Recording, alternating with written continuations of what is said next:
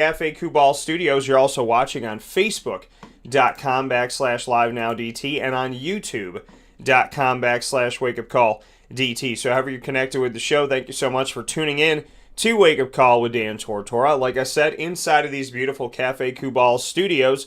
If you've never been to Cafe Kubal, you're 100% missing out on something fantastic in our community. So head over there today and get yourself your cup of coffee, your tea, your chai, the awesome sandwiches that they have, as well as so much more that they offer us at Cafe Kubal. Just really an incredible experience, be it a sandwich, be it one of their breads, the chocolate on chocolate bread. That was fantastic. And, of course, the chocolate banana bread that they have there, as well as the upstate sandwich and so many great things that they offer us at Cafe Kubal. So head out today to 3501 James Street, 324 West Water Street, 208 North Townsend Street, 401 South Salina Street, all of their locations in Syracuse, as well as their location in Manlius on 343 Fayette Street in Manlius, New York, in the big brown striped building. So thank you to all that you do, Cafe Kubal, and always happy to have you here and have the cup right here in the studio as well. Inside of MonPazPopcorn.com's What's Poppin', we'll be hanging out this morning with two awesome people that I appreciate and respect so very much, Enrico Mastroianni in hour one and Adrian Autry in hour number two. Enrico Mastroianni joins us from Marywood men's basketball, and Enrico will be with us this morning at 9:15 a.m. Eastern Time to talk with us for a bit. Coming off of Marywood Giving Day, he came on the show. We did a really awesome Marywood Giving Day experience on Instagram Live as well as YouTube and Facebook.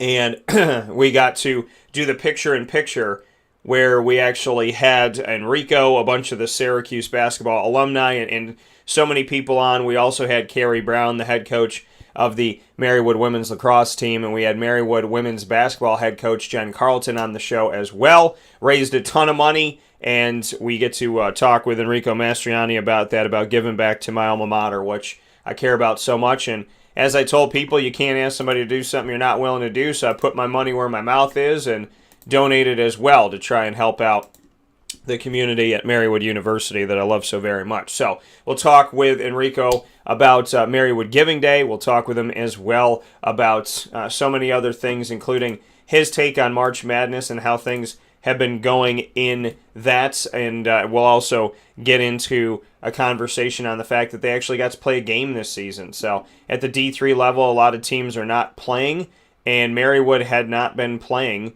and they were able to put a game on the schedule and play a game this season. So they can say they went undefeated, but they had a game on the schedule, which is fantastic. They actually got to play somebody. So we'll talk with him about that, the fact that they got to put a game on the schedule so that they didn't go an entire year without playing basketball. So just how every little bit counts and how we should appreciate, what we have. Some people would say, well, that's one game. And then you look at it and say, yeah, but it was none. And it could have been a season without anything. So just appreciating the opportunities you have. We'll talk with Enrico about that and so much more. And then in hour number two, Adrian Autry, current associate head coach of the Syracuse Orange men's basketball team, will be joining us this morning.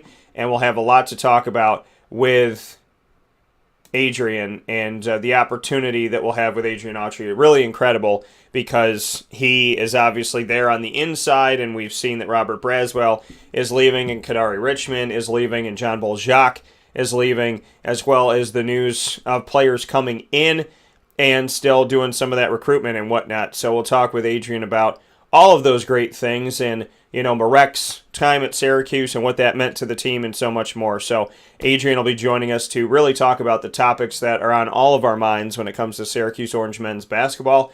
And I look forward to getting that inside perspective from Mr. Autry, who also played on the team as an alum of the program itself. So get to coach and get to play and wear that S on his chest. So we'll talk with Adrian at 10:15 a.m. Eastern Time this morning.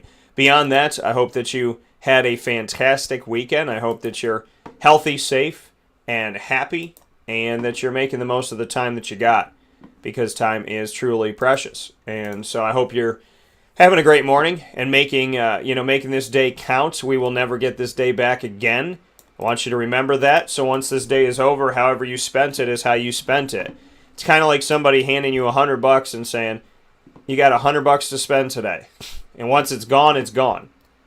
So you don't have any food, you don't have any drink, you don't have any transportation, you got nothing. How are you going to spend the day to do what you need to do to nourish yourself and then get back home? What would you do?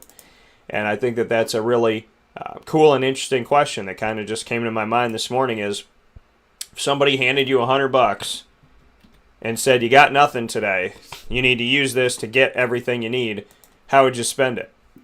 Because it's the same thing with our time. How do we spend our time? What do we spend our time on? Because you can never get it back. So be wise. And that should really tell you to shut out that outside negativity and be positive toward yourself. We live in a world which loves to go negative. But again, how are you spending that time? If you're spending time caring about all the negativity, that's your day. If you're spending the time on the positivity, then that's your day. And you'll never get this day back. So how you spend it today is going to legitimately affect your tomorrow and take up your time. So what are you willing to spend your time on? That's the big question.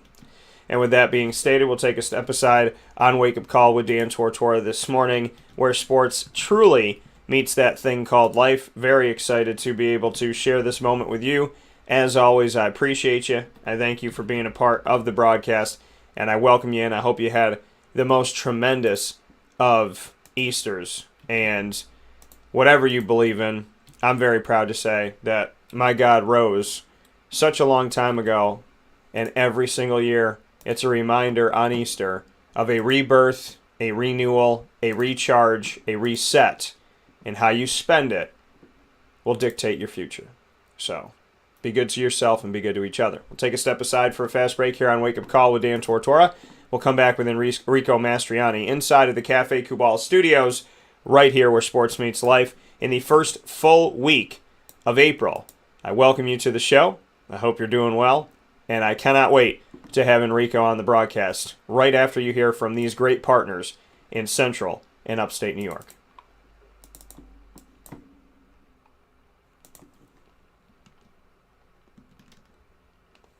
Carvel DeWitt, it's what happy tastes like. Do you know why? Because we make ice cream. Creamy, rich, flavorful ice cream. Not yogurt or iced milk like some of our competitors. Ice cream. Fresh, by hand, daily. For the calorie conscious, we have something new for you. Our new Carvelite. Same great flavor, creaminess, and texture of our regular ice cream with only 35 calories an ounce. So whether you want an ice cream cake, flying saucer, dasher, carvalanche, hard or soft ice cream, we will satisfy your craving with our fresh, handmade regular or new Carvelite ice cream. Carvel DeWitt. It's what happy tastes like.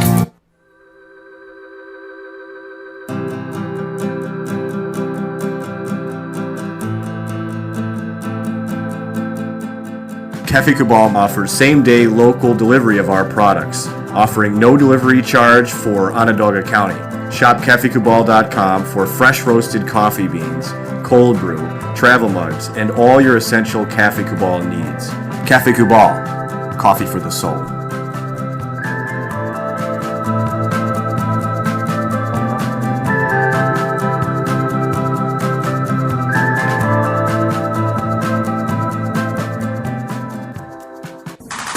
The Wildcat Sports Pub in Camillus, New York is located on 3680 Milton Avenue in the Home Depot Plaza. It is your family-friendly sports bar and restaurant. Folks, some sports bars aren't family-friendly. Some family-friendly restaurants are not sports bars. The Wildcat Sports Pub in Camillus, New York is proud to be both. It is that marriage that you've been looking for years. The Wildcat Sports Pub is your home base for your sports bar and restaurant needs, games for the kids, indoor and outdoor activities, and enough things on the menu to come back every single week and get to try something new. They're open Sundays from noon to 8 p.m., Monday through Wednesday, 11 a.m. to 11 p.m., and Thursday through Saturday from 11 a.m. to midnight. For reservations and party information, call 315 487-2222 for the Wildcat family-friendly sports pub and restaurant.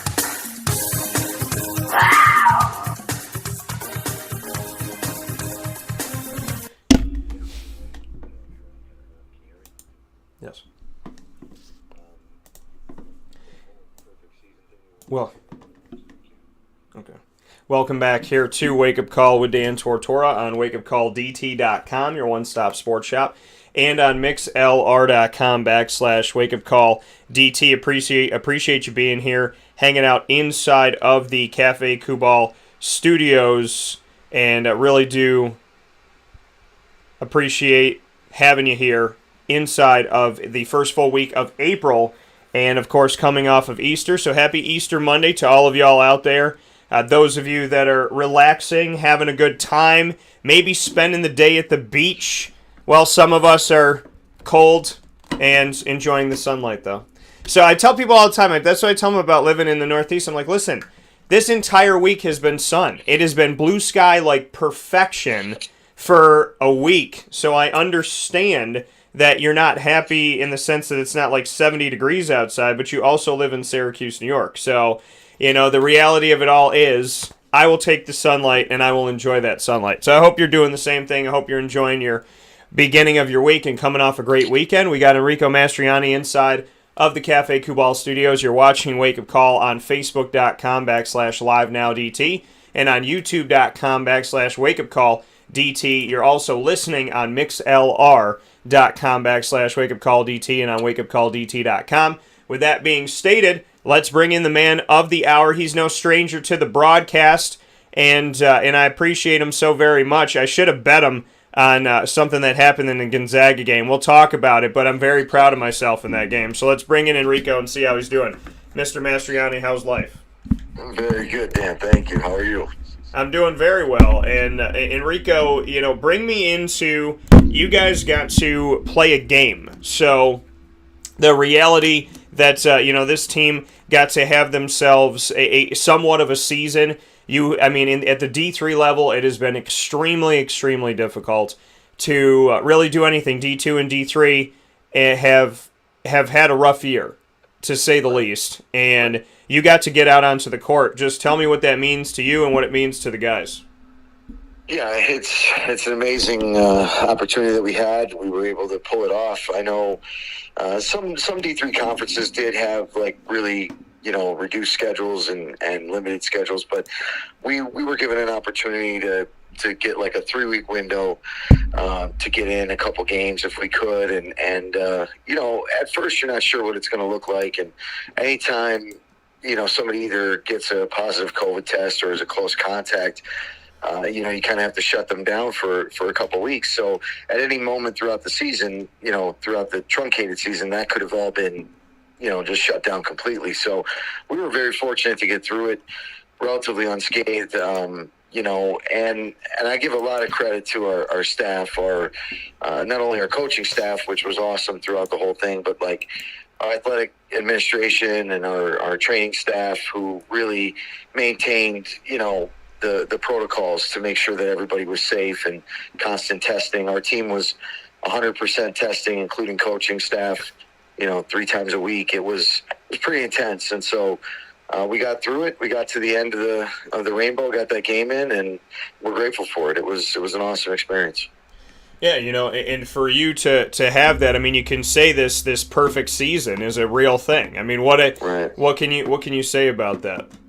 Well, it's just, I guess what we talked about in the locker room afterwards was, hey, if you're only going to play one game, you might as well win it, right? So it got a little intense towards the end. It became a little bit closer than we wanted it to, but, we know going into next year we got to work on foul shooting a little bit.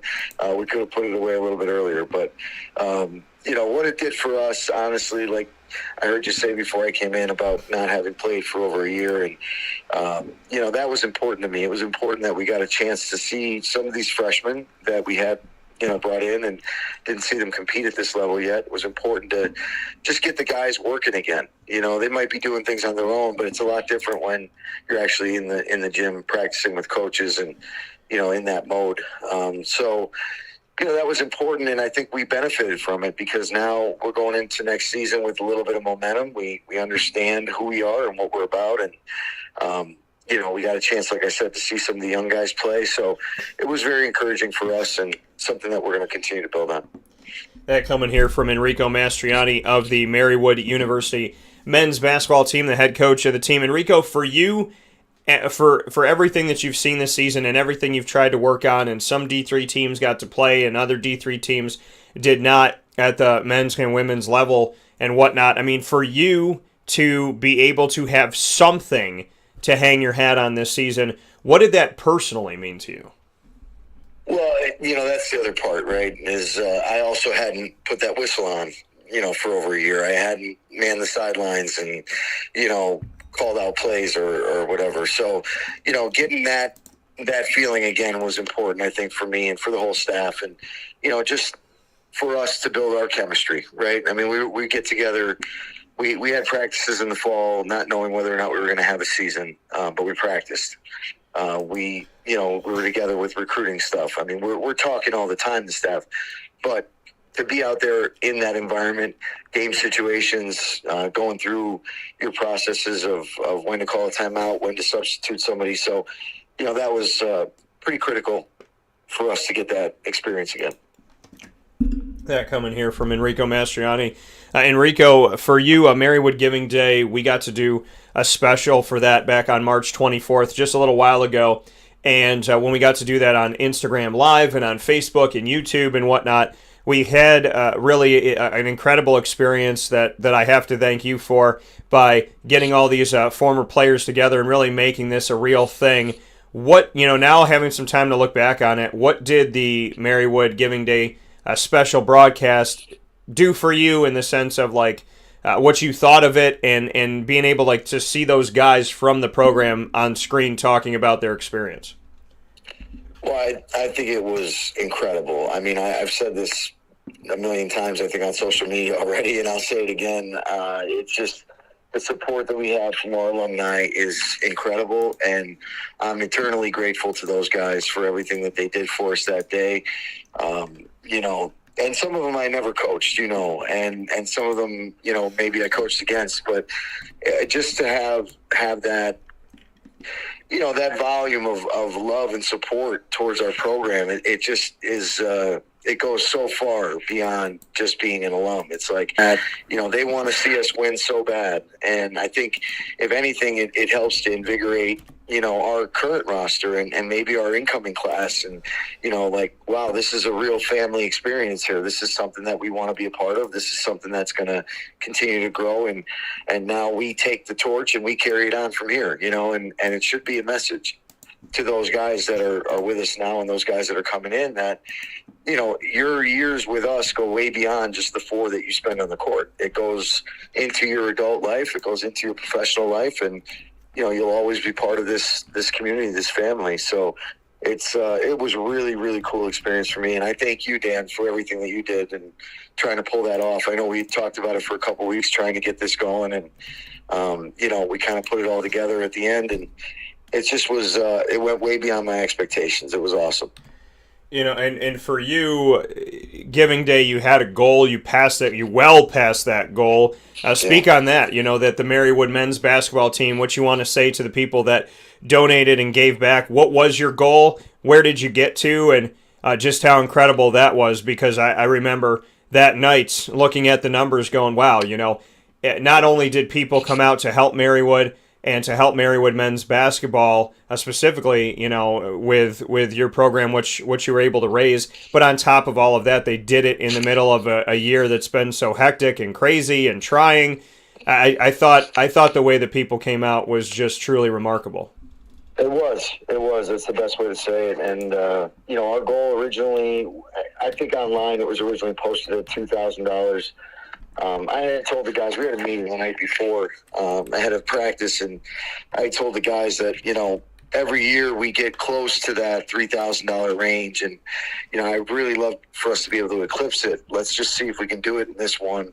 And so our goal was always 3,000, and after everything that took place that day, I mean, our interviews, the Instagram live video, and, the guys actually taking part in it, and then even a race at the end with women's lacrosse trying to get in the most amount of donors at the end. We ended up surpassing $5,000, which was well beyond our expectations, and we're so incredibly grateful for that. I mean, to the donors, I can't thank you enough, to the support system that we have. We had some very generous donors, which is awesome. We love that, but we had just the volume of donors. I think it was over 140 donors to our program, which, it's amazing. It's amazing to think that there are so many people out there that are willing to just give a little bit of time and effort into it, and what we can achieve when we all come together.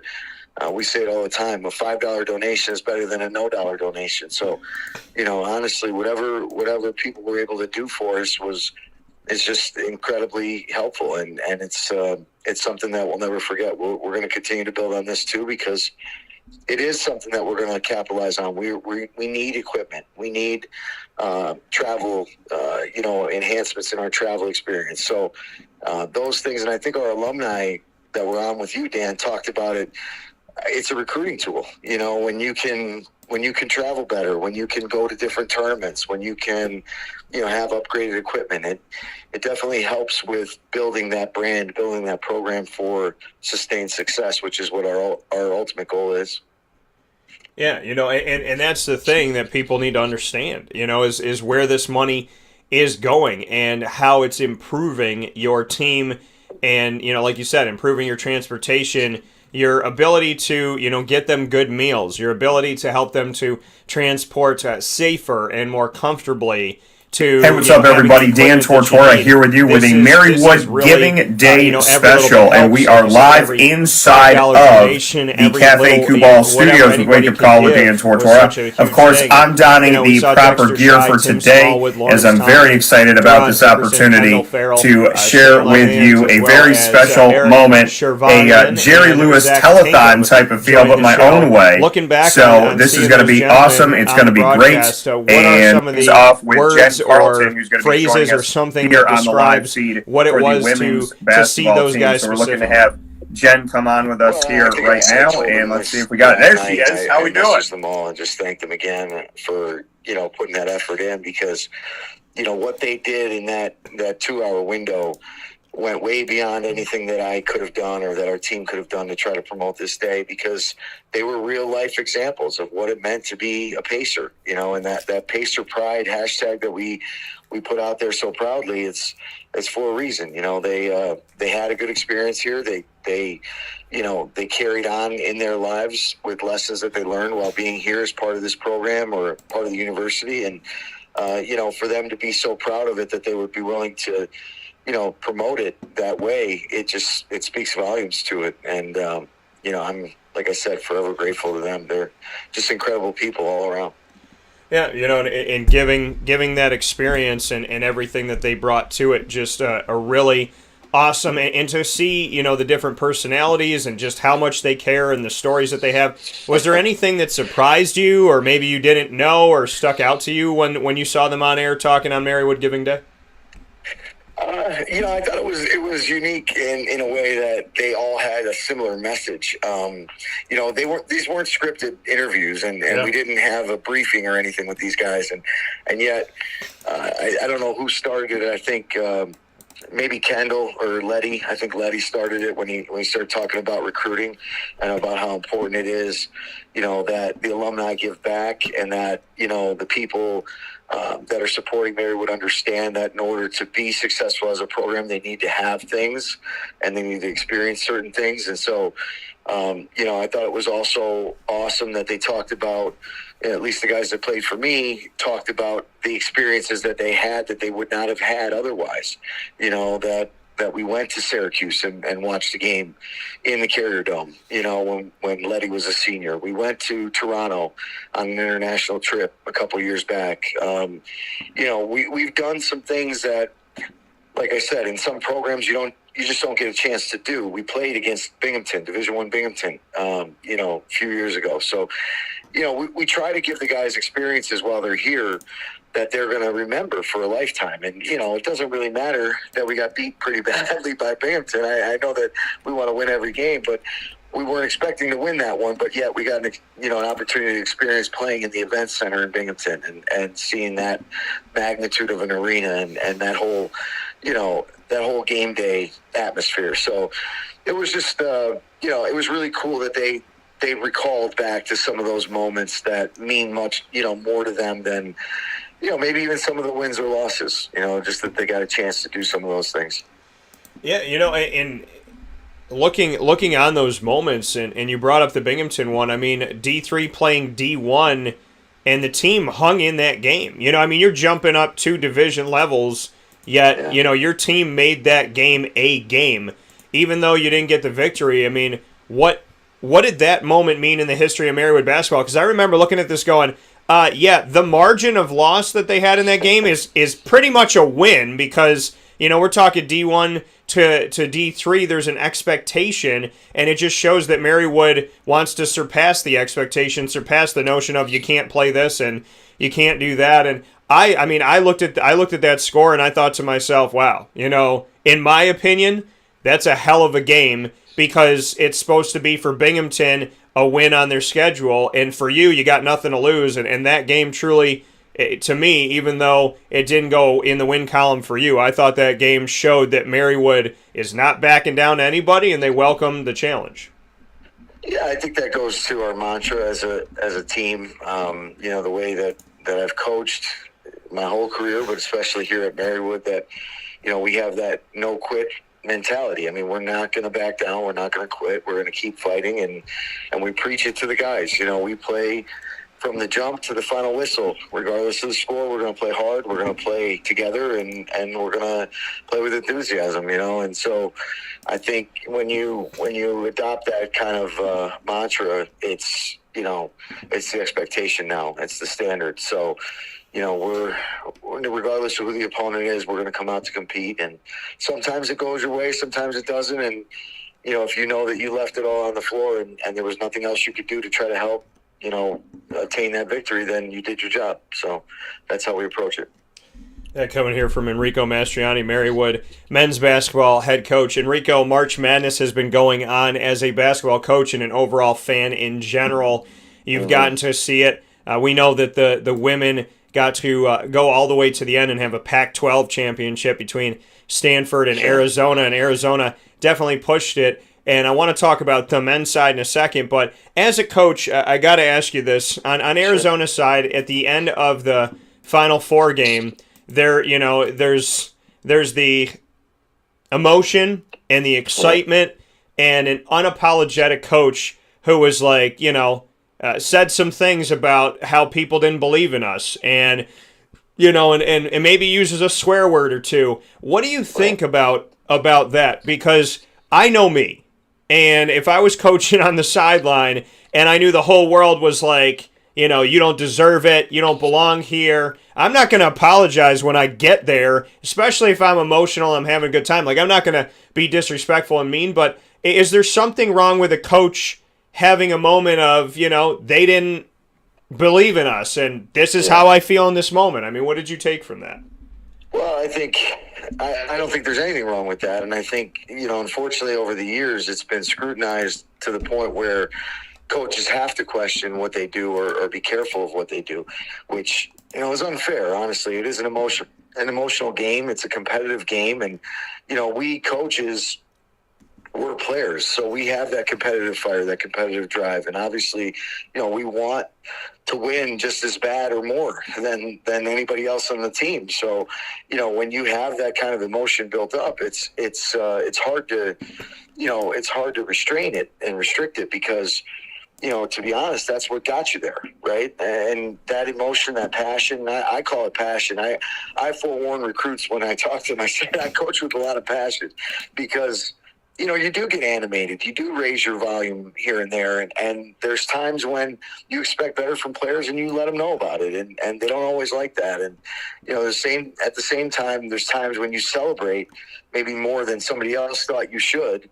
But I tell everybody all the time, those wins are so hard to come by. Every single one of them is so hard to come by. You have to celebrate them. Do you have to be careful now how you celebrate it? Obviously, with the way that social media is, everybody sees everything and reports on everything, and so in that regard, you have to be careful. But no, I don't think she should have apologized. I think she was right in her emotion, because that's what she felt in that moment. It's on everybody else who perceives it a certain way that needs to maybe curtail some of their thoughts. But that was a real moment, I think. Yeah, and I appreciate you saying that, because I mean, it's true. I mean, you're supposed to live your... I mean, when did we become a society where everybody wanted to watch everybody else live their life, but they weren't living their own? Right. When did we become a society that just was like watching reality television? It's almost like sometimes, and as a coach, as a player, as a broadcaster, as an actor, as a musician, as whatever, when you're in the entertainment world, you and I are in a world right now. Yeah. And it's weird for me to think this way, because I just do what I love and love what I do. But we're in a world where essentially we're almost being watched in an ant farm. We're like through the glass, everybody, why did he pick it up that way? Why did he move it over there? Why did he do that? Why did he eat that? Why did he? And so, I mean, I'm seeing posts. There was a post about Aaron Rodgers seen publicly holding hands with his girlfriend, and someone wrote a story about it. Like, so, I mean, how have you navigated the society of the ant farm? We tell our guys all the time, it's great. You're a men's basketball player at Marywood. People are going to look at you a certain way, think about you a certain way. You're going to be held to a higher standard. The problem with that is you also have a mark on your back. And if you do something that isn't appropriate, or that somebody's going to interpret a certain way, it can come back to hurt this family, and we don't want that. So we have to be careful. And image today is the most important thing, and it's how you build your brand. If you don't have a good image, if you're doing things the wrong way, your brand stinks. Nobody wants to be a part of it. So we're very careful and intentional about what we do when it comes to building our brand and our social media experience and output, just the image in general, because it is something that gets overly scrutinized. And, and sometimes I feel bad. I really do, because I'll have to say some things to the guys that I know, they don't want to hear, heading into a holiday break or into a long weekend, or, you hear about certain activities that are going to be going on around town, and you got to kind of, forewarn them, hey, that's not us. We don't do that, Yeah. And yet they still want to be college kids. They have to be college kids. So, we tell them it's not easy, but if it was easy, everybody would do it. This is the hard part. You're a men's basketball athlete at Marywood, and you have to, carry yourself in that way. And sometimes it means sacrificing some of the things that your other friends are doing. So that's why it's hard sometimes to keep everyone. Some guys just don't want to give that stuff up, and I understand it. It's a tough situation. It is. And, you talk about kids being kids and trying to enjoy their college experience. You, as their coach, understand that they have not had the normal college experience for the past year. They have gotten to go out there and play and know what it's like to win here in this, in this elongated season, which is a beautiful thing.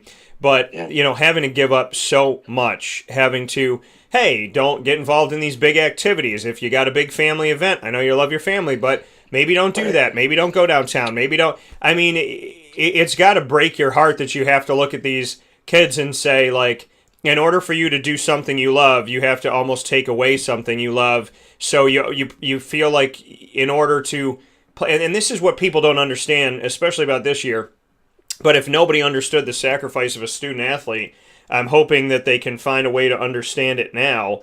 And this to me is so real, and that is the fact of, like, in order for them to have a season this season, they had to sacrifice, and you had to tell them, don't do this, don't do that, don't go here with your friends, it had to, in a way, break your heart to say, in order to give you guys what I'm trying to give you, what you love here, I'm going to have to ask you to make a lot of sacrifices that I think people don't ever see and they don't care about, but if they had it taken away from their college experience, they wouldn't have liked it either.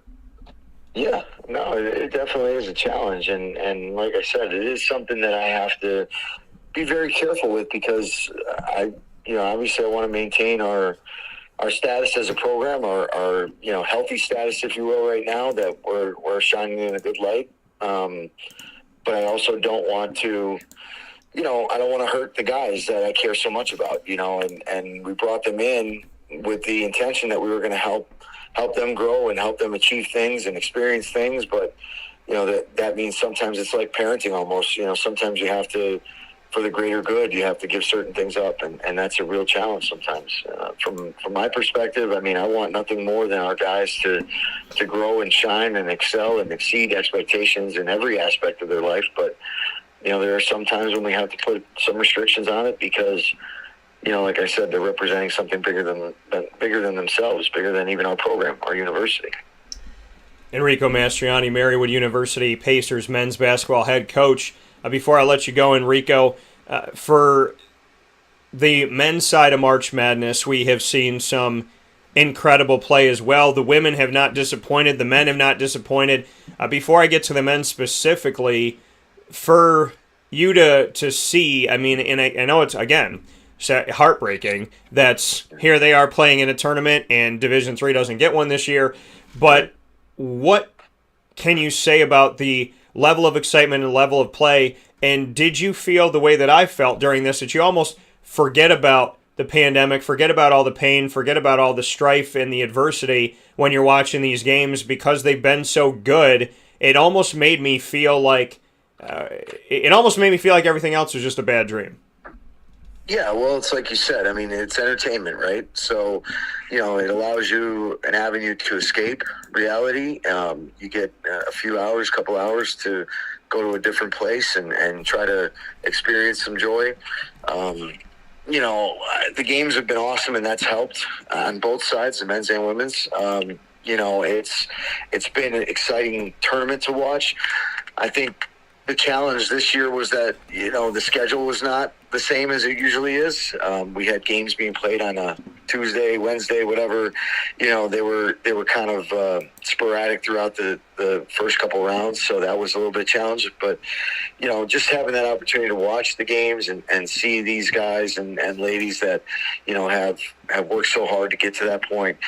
And some of the underdog stories and the heroism of this, experience, the March Madness, why they call it that. And, I saw somebody on Twitter posted, "We are in April" with all caps because everybody kept saying March Madness, but it's actually in April that these Final Four games are taking place. So, but even in these late games here, I mean, you saw the 1-point win yesterday for Stanford. On the women's side, the Gonzaga buzzer beater. I mean, there's so many close games that it's just hard to not watch it. It's hard to get distracted. You're locked in that moment, and that's all you know about and all you care about. And that's and I want to let you know I called the Gonzaga buzzer beater. So I actually said this is what's going to happen. This is how Gonzaga wins. I said, come down, beat the buzzer, take that shot, 3-pointer. I said right around half court, he's going to take the deep three, leaning toward the basket. I said he's going to do the lean. So I called it all. It wasn't like the fadeaway, the chuck up. I said Gonzaga's going to come down, take the shot right by half court and be leaning forward toward the basket. And it went in, and one of my buddies that was there, he looked at me, he goes, "You called it." And I was like, "Yeah," and I'm going to talk about that all day on Monday. But my other buddy was like, "Bet me $20," and I didn't, because I try to. I'm not a betting man, so gambling is it's frowned upon. Yeah. So I'm like, I like how you said that so nicely as an Italian, because gambling is frowned upon. But you know what I mean. And I was like, and when that went in, Gonzaga, to me, they have deserved, in my opinion, they've deserved to win a championship 10 years ago.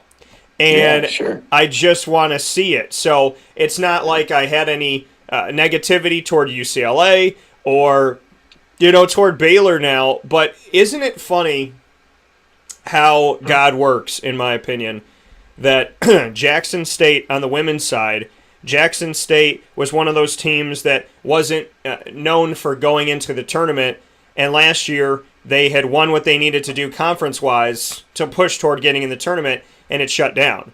This year, they do the same thing, basically walk that road again, and they get back and do it again on a team that typically doesn't do it.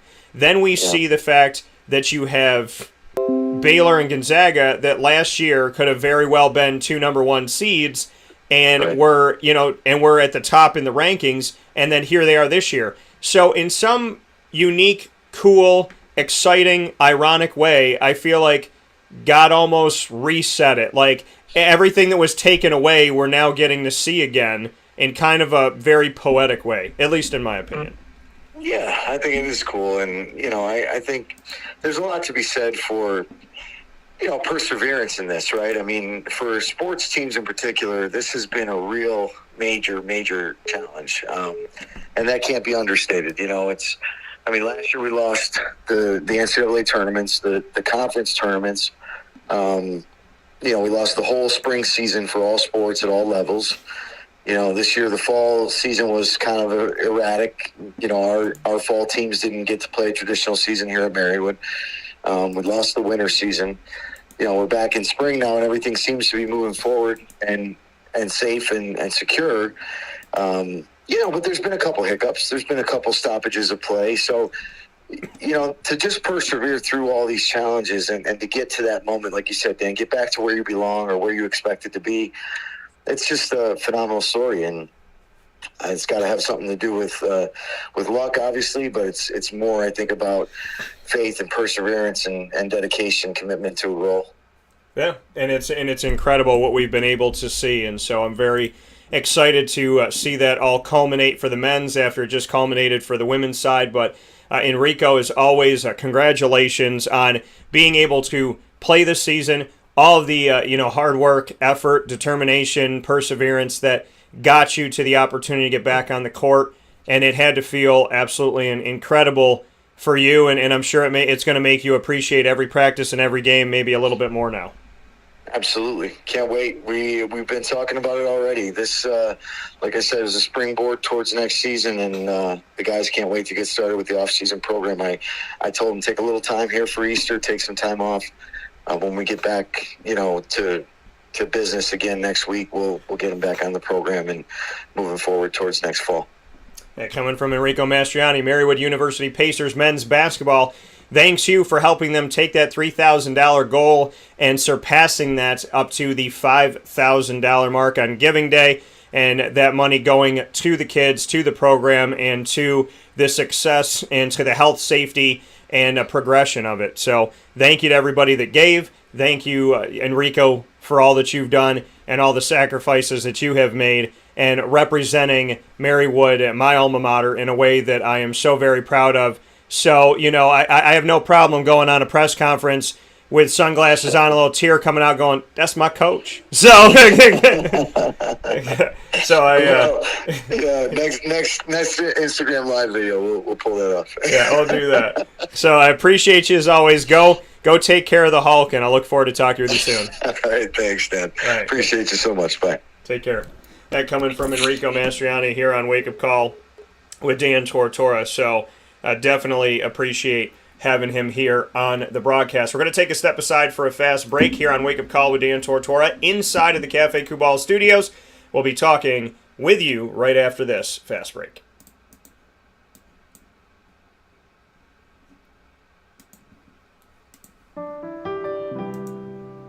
Avicoli's Restaurant, located right at the corner of Route 57 and Wetzel Road, is proud to be your local neighbor, growing with you for over 20 years. We're open 7 days a week for lunch, dinner, and drinks. For takeout, delivery, or catering, call us at 315-622-5100. When you order online and use our promo code AVS10, you will save 10% on your online purchase at myavicolis.com. And make sure to join us monthly for our live on-site broadcasts centered around Liverpool athletics. Avicoli's, your local, trusted neighbor right at the corner of Route 57 and Wetzel Road.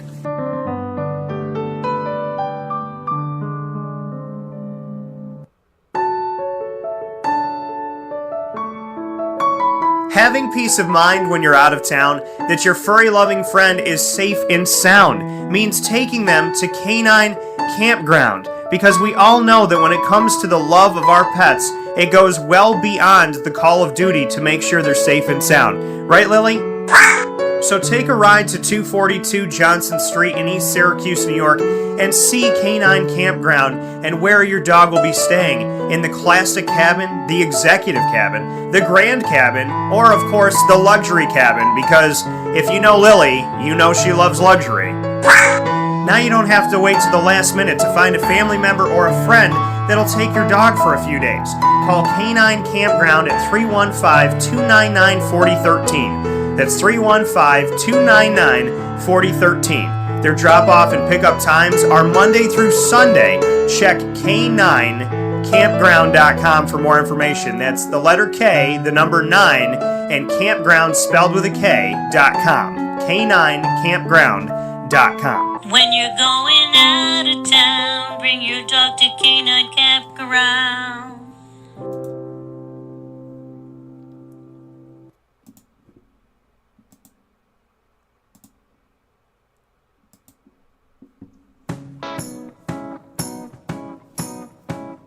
In these unique times, there are those in our community that give us a sense of normalcy and positivity. Pizza Man on 50 Oswego Street in Baldwinsville has been here for you for over 35 years and is here now.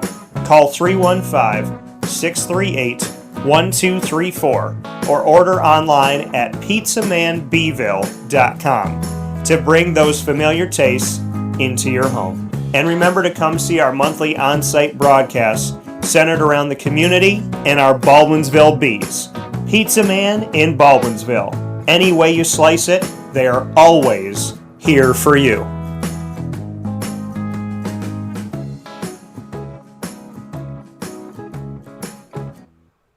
I'm George Townsend of Honda City with some good advice when buying a new car. The true cost of owning a new car is determined by the appraised value when you trade it. No vehicle appraises higher than a Honda. Next, look for low APRs and deep discounts. You also want low maintenance costs and great fuel economy. That's why my advice to you is to buy a new Honda. Looking pre-owned, visit our Honda Certified Used Car Center. Honda City, 7140 Henry Clay Boulevard, Liverpool, or HondaCity-CNY.com. It would be a pity if you don't shop at Honda City.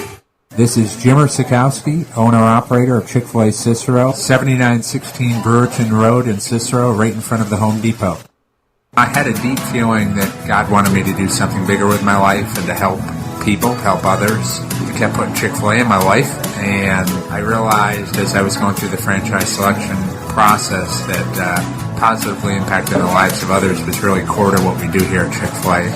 First of all, it starts with the food. The food is brought in fresh daily. We bring in local produce. We prepare to order in the kitchen. We hand butter chicken. We hand spin our milkshakes. It's great food. It doesn't taste like fast food. I think the second thing is the way people feel when they come in a Chick-fil-A restaurant. It's different. We try to treat people with intentional kindness here, which is very different and deeper than good customer service. And so I think it feels remarkable for most people to come in a Chick-fil-A restaurant. And then lastly, the impact that we try to have in the community is very different. It's a big part of the expectation of every operator of a Chick-fil-A restaurant is that they're actively engaged in their community, they're a leader in the community, and they're making a difference. When they realize that what we're striving to do is to shine a little light in their life, that's a very, very different experience than you will have in any other quick service restaurant. And it's that remarkable experience that I think people will emotionally connect with.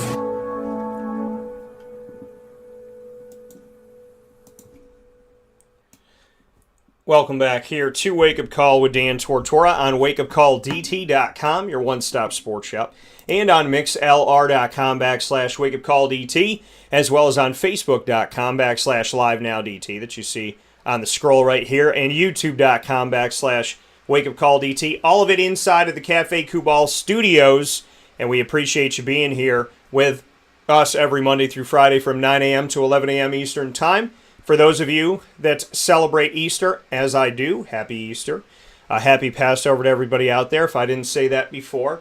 And so I hope you are all enjoying your time. Easter is a very meaningful time for me. Rebirth, a regroup, and a reminder that life is really not that hard. You know what I mean? We look at things that are difficult, but the God I believe in just...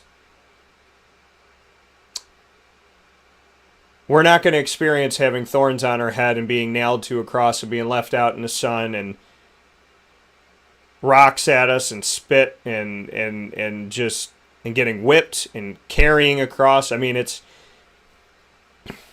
we complain about our situation, and granted, yeah, things happen that we don't always like, but, the God I believe in went through more than I will ever experience. He went through more in his pinky than I'll ever experience, and died for us in the hopes that we won't feel the pain and suffering, or that we'll be able to navigate through pain and suffering. So, whatever you believe in, I am very thankful that for what I believe in, it guides me, it guards me, and it feeds my soul. So I hope that you had a happy Easter. I want to give a shout out to my mom and dad. Great time. My dad and I got to get some breakfast, and it was very good. Got to hang out with Pops, and my mom and I got to have some dinner together. Shout out to Amy as well, who joined us, and just really had a good time. My mom made some incredible sweet potatoes. My G-Mama would be very proud. I know she is. And I got to make some rigot pie, which is always better the colder it gets. So I'm letting it sit in my fridge and just letting it continue to cool down. But I hope you had a great Easter. I hope you had some fun. I hope you spent it with loved ones and, relaxed and had a good time, because that's what it's all about. And this Easter really was a reminder to me in such a big way to not apologize about your faith, to not apologize about who you are, and to just be a good person. So I hope Easter did something for you, and I hope it continues to in a positive way. I watched a really good movie, too, that was based on a true story and on Netflix. There's some really good stuff on Netflix. So it was nice, because I don't usually sit down to watch a movie lately unless it's like midnight, and I did that with my mom, so I got to watch a movie, which was fun, and we all had a good time. So, and if you still have parents that make you Easter baskets because they just rock as human beings, then shout out to your parents, because my mom made me this huge extravagant basket, and 35 years old, and she still thinks of me and does nice stuff. Got something for Lily, too, so it was really cool. So with that being said, we have Coach Autry here with us on the broadcast, coming in on the live line. We're happy to have Adrian with us. You know that he's an alum of the Syracuse basketball program as a player, and, of course, as the associate head coach, has been with the team for a while here and helping to recruit and helping to build up these kids once they get to Syracuse. And obviously a lot of success has come while Adrian has been on that staff. So let's bring him in. Coach Autry, how are we doing today? Dan, good morning. How you doing? I'm doing very well. So how, first and foremost, how was Easter weekend for you? Did you get to do anything fun? I spent some time with my daughter. My other son, we had to take back home, so my wife did those honors for me.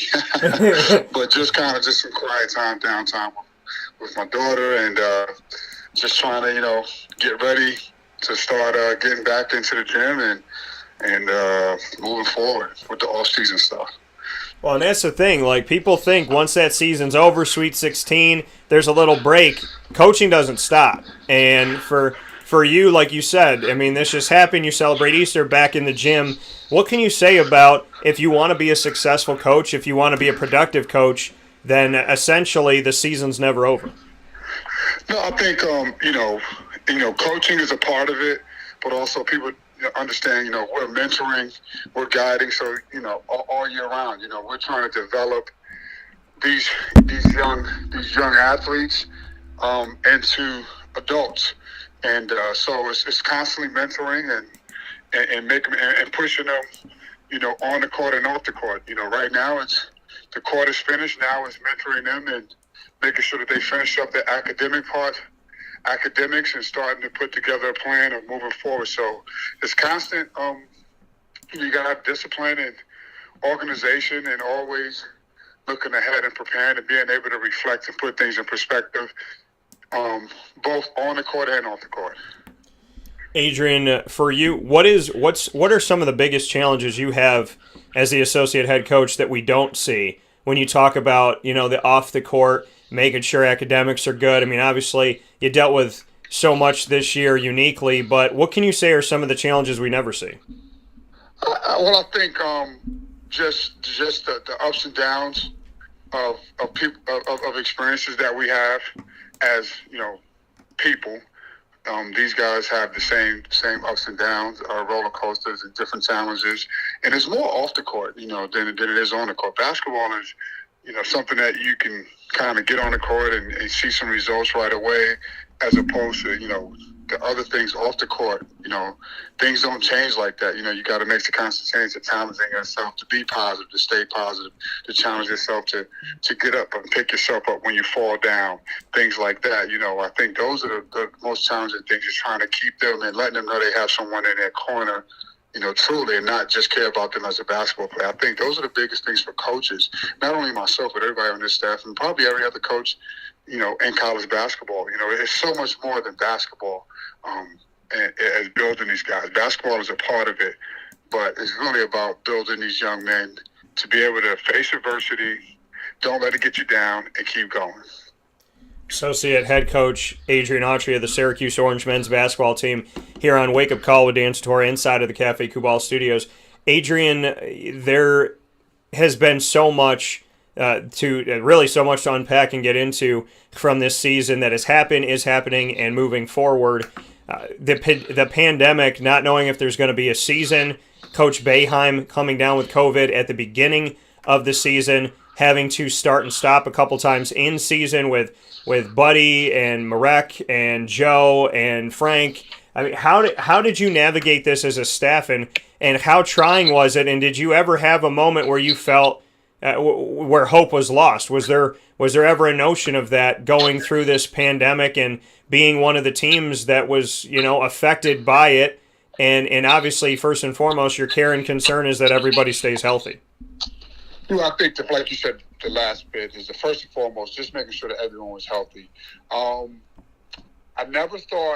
thought once the NCAA and all these conferences and these leagues put protocols in place, I thought everyone had a commitment to get it through, barring, nothing, serious. Now, the one time that I did think that this season was going to stop was obviously when the player from Florida passed out, coming out of a timeout.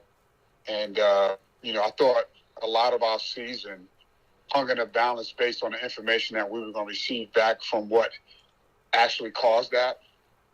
And once that got cleared away, I thought we would finish, and obviously it was going to be tough, but I thought we would finish up the season. But that was the one moment that I thought we might not make it through this season. And obviously the challenges, we knew there were going to be challenges, but I just knew how important it was for us to try to, not only for the athletes, but, everyone involved, to try to push through this difficult time. Because, you just can't stop in certain situations, and you gotta move forward. I just thought that we needed this season. I thought everybody needed this season to try to get back to some type of normalcy and get back to being, having that experience of being a student athlete. So I was very proud that we were able to push through. I was very happy that all the the universities and colleges decided to put a plan in place and to be committed to it and push through it. Getting through it, you guys advanced all the way forward to the Sweet 16, and I can say that on my bracket, that's exactly where I had you guys. But what can you say about pushing through that? And it almost seems like when Syracuse is a double-digit seed, it almost seems like better off because of that kind of chip on the shoulder, so to speak. But what can you tell me about this team and how they navigated adversity? The world wanted to count them out, as so many times with Syracuse. Fairweather fans came and went, came back again. What can you say about what you saw from the inside out of this team, not only making the tournament, finishing the season the way that you did, Quincy telling me that you were playing your best 4 games of basketball when you beat North Carolina, beat Clemson, beat NC State, and lost to Virginia at the buzzer, and then got into the NCAA tournament and made it to the Sweet 16. What can you tell me about this run and your thoughts of this run from the inside out? Well, I thought I thought it was like what Quincy said. From those 4 games, from that North Carolina game on, I seen the team just really start to play and understand and gel and come together. It was just like we had just caught our rhythm and stride right at the right time, and we were just really on Selection Sunday hoping that we got a chance to get in, because obviously we had some interruptions and we had some ups and downs, but we thought the last 3 weeks of the season we were striding along, and if we could have stretched that out and extended it, earlier, it would have been no sweating, but the last 4 games, we really started gelling and picking it up. And I think everybody, understood what needed to be what we had to do, to win. And it was just exciting to see these guys just come together and everybody just playing together as a unit. It was nothing else but to win the basketball game. The effort was great in practice. The effort was great during the game, so it was really fun to see. Speaking here with Adrian Autry of Syracuse Orange men's basketball. So we come off this season and we come off the career of Marek Dolezaj, and you had such a tremendous story, and I got to travel with you all the way through it because you let me, and I thank you so much for that. I can't believe it's been over 4 years since you and I were talking about him, but to see what he has meant to this program as he steps forward as a professional and as he looks to have a career beyond this. What are you most proud of with Marek, and what are your words for him as he steps forward? I sat in, Marek stopped by my office last week, and we both kind of sat there, and we looked across from each other. And I asked him, I said, "How was your experience?" And his answer really made me emotional. He said, "Coach, it was the best experience. I could have never dreamed of it any better." He said, "I came here expecting to not play as a freshman, and he played.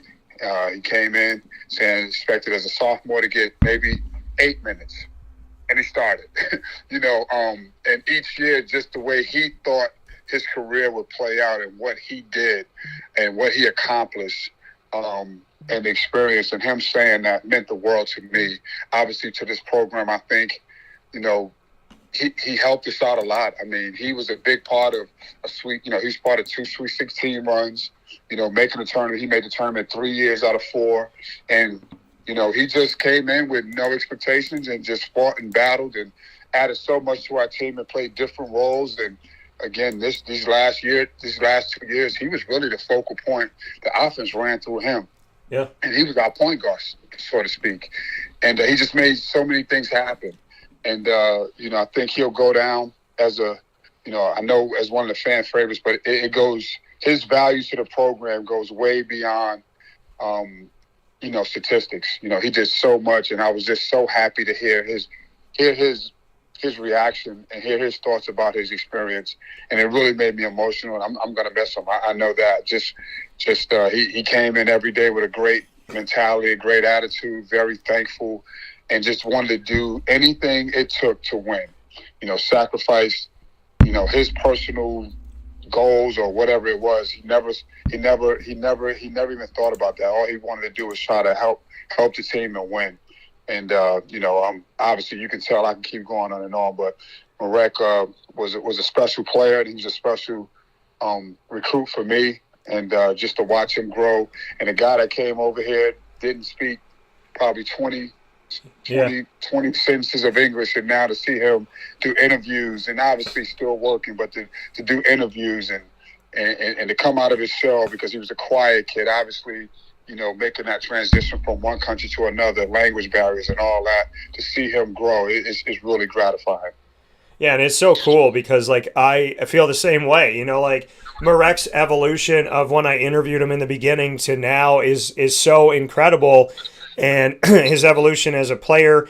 I was a fan of him when he was doing all the stuff that wasn't on the stat sheet when he was a freshman. So seeing people like fall in love with him is cool. And at the same time, like I love that you said that. When I've said that for the last 2 years, I'm like, he's been the point guard. And his vision is incredible. He can handle the ball. He's really played all 5 positions if you look at his talent.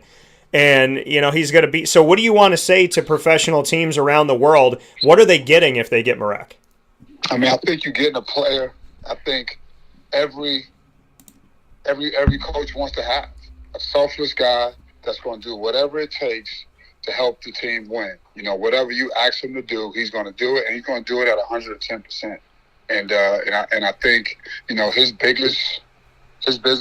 biggest obstacle is for him to now, and we talked about this, is to really, really commit himself to the weight room, and I think if he commits himself to the weight room, there's no telling where you can see him playing at.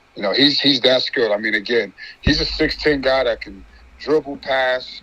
Obviously, he has a 15, his range needs to increase, but I think that'll increase with strength and confidence.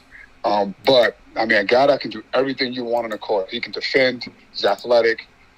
Just a versatile guy. Obviously, the strength is going to be his biggest thing. And if he can commit to that and continually commit to that and stay focused to that and be determined to that and add 15, 20 pounds, I mean, you just never know where you can see him at. He's that good of a player. And we know that with him stepping forward, there's other guys that are stepping forward in a different way. The transfer portal, as you know, and Coach Boeheim and Jerry and Alan and coaches around the world understand that we live in a different world than when you were playing.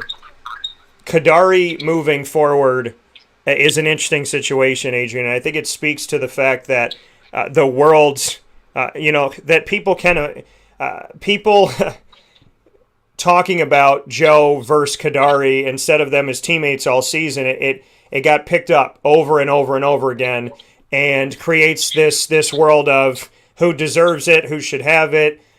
What was it like going through that process? Because it was almost an echo telling Kadary that he should be the starter. Joe's the starter. Kadary's coming in and doing great things. And ultimately, we see Kadary leaving. So what was that experience like, and how tough is it to lose a guy who obviously you guys know is so very talented?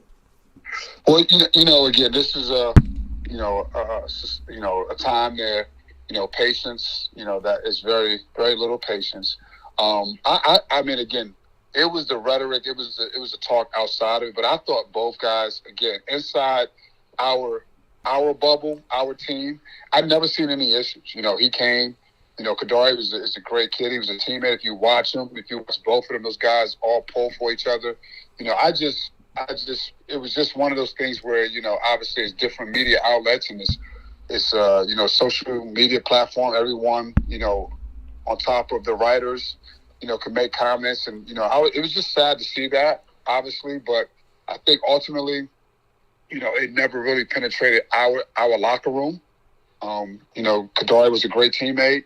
I thought Joe, they both complement each other. They were a reason, why we won in this game and this season. Everybody played a role in it, and that was the exciting part. Everyone played a role in it. It was games. Obviously the last couple of games, Buddy was the last month. Buddy was unbelievable. But then it was a stretch where Kadary was really helpful, helped us win games. When the time that those guys were out and we had to beat Buffalo, Kadary was a part of that. And then it was times where, obviously Allen Griffin was good. Quincy was good. We just had a team that was very talented. And again, I think everyone understood their talents. And it was every game, it could be someone different.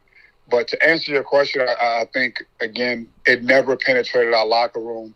And unfortunately, it's just we lost Kadary. Obviously, a big loss. We wish him well. He's super talented. And just wish the best for him. But this is just the time we live in. It's a lot of options and, a lot of different things. And obviously, when things are not how people want them now, they have choices. So just wish him the best, because he's a great kid. And he did a tremendous job for us. He allowed us to have 3 guards, and he was a part of our run. He helped us. Speaking here with Adrian Autry, Syracuse Orange Associate Head Coach for the basketball team. Adrian, to come off of that, what do you want to say to people that attack players? I mean, you've been a player yourself, but, the world of social media didn't exist, back at a time. It's hard to believe a world that didn't have it to the people that only know it. But, Joe Girard III has been attacked. Buddy's been attacked. Coach Boeheim deals with it all the time. What do you want to say to the people that are lashing out and attacking these kids? Because I've namely with Joe Girard, I've seen just horrible stuff, and it just really it bothers me because I'm not that type of media person. I'm a 0.1 percenter because I actually care about the kids, and I know the other 99.9 are looking for a story. But what do you have to say to people that are attacking the players? I always say this: if you're an adult, think about if it was your kid. And if you're a peer, think about how you want someone. Think about if someone was writing about you. Obviously, you can, social media is a way to express yourself and express your opinions. But I think some of this stuff gets carried a little bit too far. And it's hard to, I have young kids and I try to tell them to, obviously, there's good things about social media, then there's things that you just can't, you try to stay away from, and obviously everyone's trying to, like you said, get a click or negativity kind of sells. And it's sad. But you got to think about, these are young adults. They're not professionals. And obviously when they become professionals, they get compensated, and that kind of comes with the territory. And obviously this is a step towards it. It's the next step. But these are young adults. And you just don't know the damage that you could cause by the things that you tweet or the things that you make a comment on to someone else. You just don't know the damage that it can take. And I just think that I would hope that people can start to take consideration, especially if it's an adult, if that was their child. And these are kids, these are human beings, and they have parents and they have family members. And these guys all made a sacrifice. And to play this game, and they're at the highest level, and all they're going out there to do is try to play the best that they can play. Sometimes it's not good enough. Sometimes it's good, but these are people, and that's the one message I could say is, just stop and think before you start commenting about if it was you, or if it was your son, if it was your brother, your family member, or if it was even you. And obviously you can express things, but some of the things are just over the top. Yeah, and with these things and opinions and whatnot, we see within all this, people obviously have an opinion of the transfer portal. Robert Braswell, he's a guy that because you and I go back and forth and joke about this, but I'm a Jaguar fan, and so is Braz. And so I'm going to miss him because, you take Braz out of Syracuse and, there's 5 Jacksonville fans here. So what am I going to do? But what can you tell me about Robert Braswell? And, I mean, his shot improved, which I love to see. He was, he had a string of games where he made at least one 3-point shot coming off the bench. And sometimes I feel like, it was a struggle to get those minutes. And then you see him get out there and Boeheim trust him down the stretch. What can you tell me about the loss of Robert Braswell? And did it surprise you that he was leaving Syracuse at a time where I felt like he was really earning his keep, so to speak?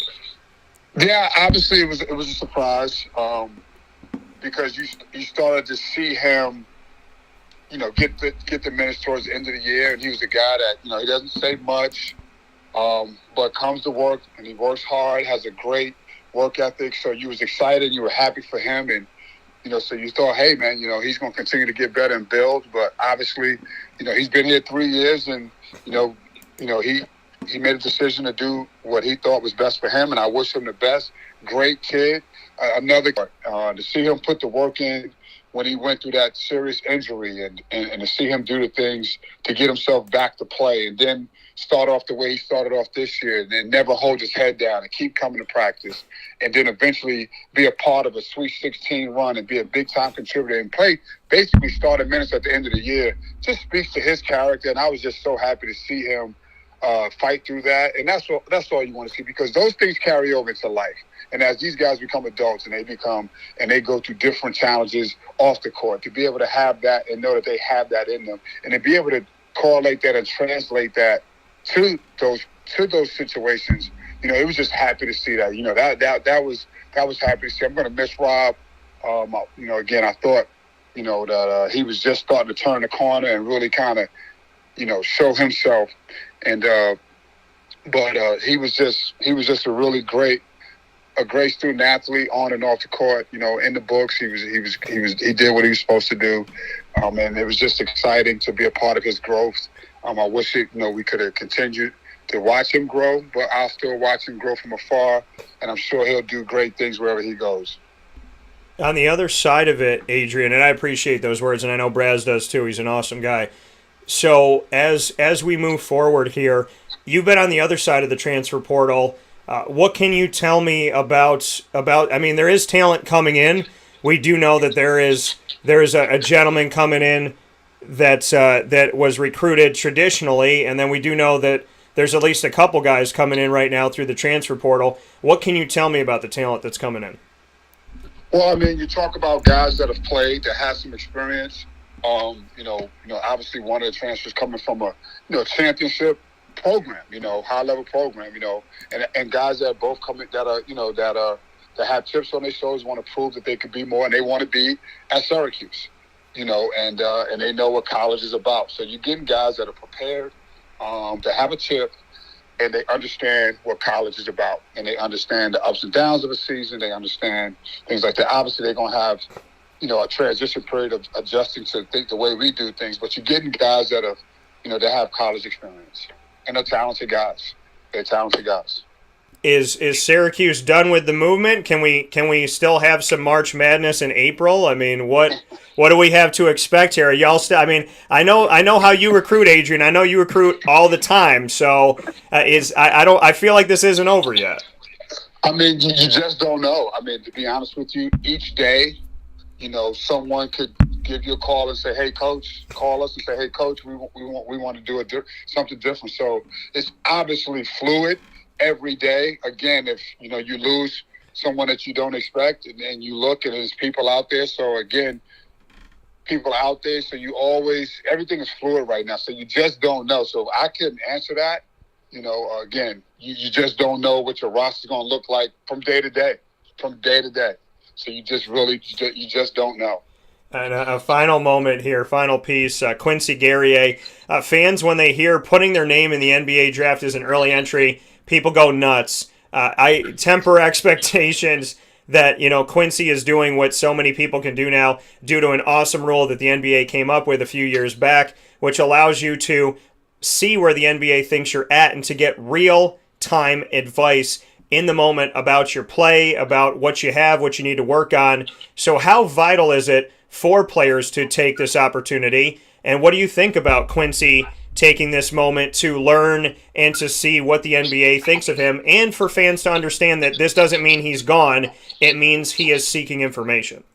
Yeah, I think, the one complaint about the process before they came up with this rule was, they don't get enough information and people make uneducated decisions and things like that. So now you come up with the rule, and, obviously the fans, like you said, that, people from the outside think, oh, great, once he puts his name in, he's gone.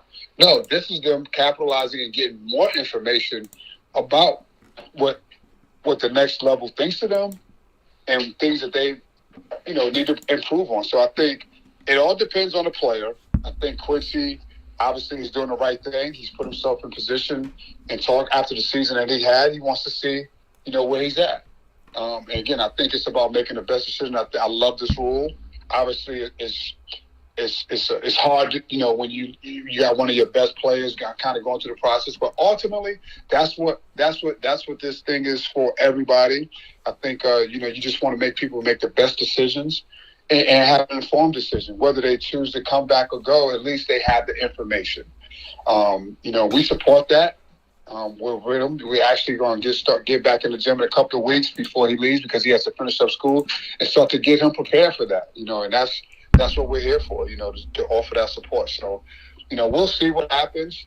I think he's actually made a big step from his freshman year to this year. and he wants to get the information. There's nothing wrong with that. Nothing at all. Nothing wrong with that. And with that being said, I appreciate the information, Adrian, that you gave us here today on Wake Up Call with Dan Tortora inside of the Cafe Kubal Studios. Syracuse Orange men's basketball associate head coach. The final note here, because I've never asked you about it, and you and I have known each other on and off the court for a long time, almost a decade we've been talking. Associate head coach. I saw that, show up over the last few seasons, and I was like, oh, pardon me, Adrian. Ain't no assistant coach on there anymore. It says associate head coach. So what's life like as an associate head coach? Is there a difference to it? Does Boeheim put more on your clipboard? What can you tell me about that? No, I mean, again, obviously some different responsibilities from here and there, but for the most part, we all come in and we roll up our sleeves, and obviously we do work, and we work together as a team. But it's some things that come to my way on a day-to-day basis when coach is not in that may stop at my desk, and I try to either communicate that with coach or try to think like coach and think about what coach would do. So again, obviously a little bit more responsibility and some stuff, and being a part of a couple of meetings here and there, but it's just something that we such a family, it's so close-knit and family-oriented that, a lot of times, the greatest thing about working for coach is that he allows everyone to do their job. And then I think we have a great group. Obviously, we're like family. And so we don't have any problems communicating and working together as a group.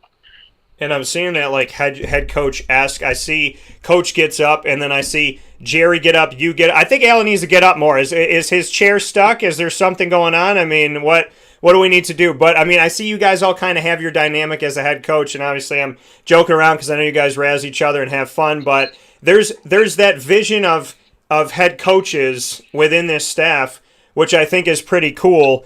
That, you all kind of have your moments where you get up, you point something out, you talk to somebody while they're playing. Do you like that freedom that Jim gives you guys to essentially, be able to not be the coach that's just sitting watching, but that you get to stand, you get to call something out, you get to talk with somebody? It seems like he gives you more freedom than maybe what you see from an assistant coach. Yes, Coach Boeheim gives us a lot of freedom. He allows us to grow into coaches, and we get a chance to work for him and work under him and learn things. And that's the one thing about coaches, that he allows you to have input as coaches, and you hit it best. I've been in other programs where you don't have that as much input, especially in game. Maybe preparing and in meetings, but one thing about coaches, he allows us to have input during the games and allows us to coach. So that's you don't see that a lot. No, Jerry gets up, you get up. Why is Alan more? He's more relaxed. Why is he more relaxed? Is he more cerebral? What can you tell me about Griff? Yeah, Al is very, very, very laid back, and he observes a lot, and that's just kind of his manner. That's just kind of how he is. Does he yell? Has he ever yelled in practice? Oh yeah, he'll yell every now and then. When he yells, though, everybody's looking because he doesn't yell a lot. So, yeah. But he's he really takes things in.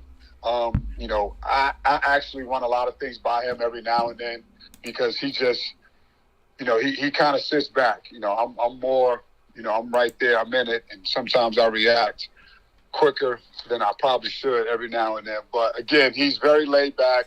And that's good. You need that staff. You need a staff with different personalities and see things differently. And that's why Alan is so valuable for us because he gives you a different point of view, a different aspect of what may be happening going on right there. So who stands up more between you and Jerry? Well, who would you say is getting up, standing more? I think me and Jerry might be a close tie. Okay. But I might stand up a little bit more. All right. I might stand up a little bit more.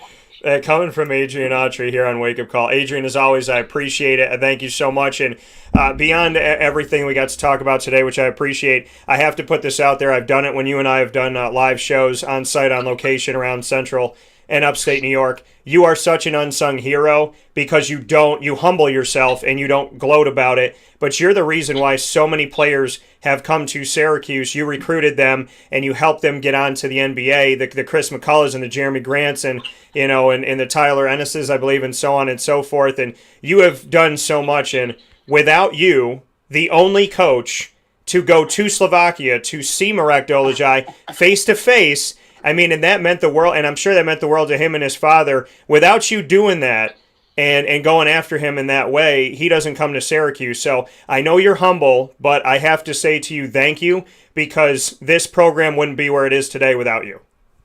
Thank you. I appreciate that. I appreciate your kind words. Obviously, this is a program that means everything to me. I'm an alum, and anything that I can do to keep this thing at the level that Coach Boeheim has built it at, I will do.